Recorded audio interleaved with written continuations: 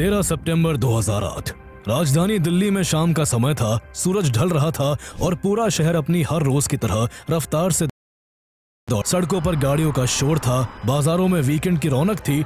करोल बाग से लेकर Connaught place और ग्रेटर कैलाश तक लोग अपनी अपनी दुनिया में व्यस्त थे।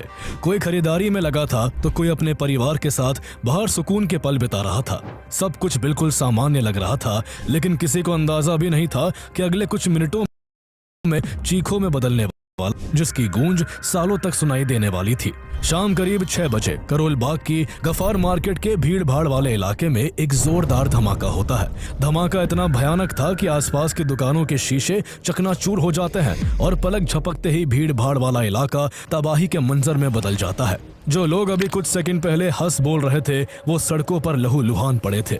किसी की मौके पर ही मौत हो गई, कोई दर्द से चीख रहा था तो कोई सड़क पर खून से सने कपड़ों में किसी अपने को पकड़कर बैठा था। चारों तरफ चीखे, भगदड़ और धूप।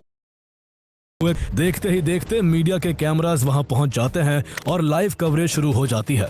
पूरे देश की नजरें टीवी स्क्रीन पर टिक जाती है और हर तरफ डर और बेचैनी का माहौल बन जाता है। लेकिन ये तो सिर्फ शुरुआत थी। अभी लोग इस धमाके की खबरें देख ही रहे थे कि तभी कनॉट प्लेस के 12 खंबा रोड पर दूसरा धमाका होता है और वहां भी हर तरफ तबाही का मंजर छा जाता है। लेकिन इससे पहले कि कोई कुछ समझ पाता, अगले ही मिनट दिन का तीसरा जोरदार धमाका कनॉट प्लेस के सेंट्रल पार्क में होता है। यहाँ शाम के समय सैकड़ों लोग मौजूद रहते हैं, इसलिए यहाँ धमाके की वजह से ऑन स्पॉट कई लोगों की मौत हो जाती है। इसके बाद तो पूरी दिल्ली में खतरे के सायरन बजने लगते हैं।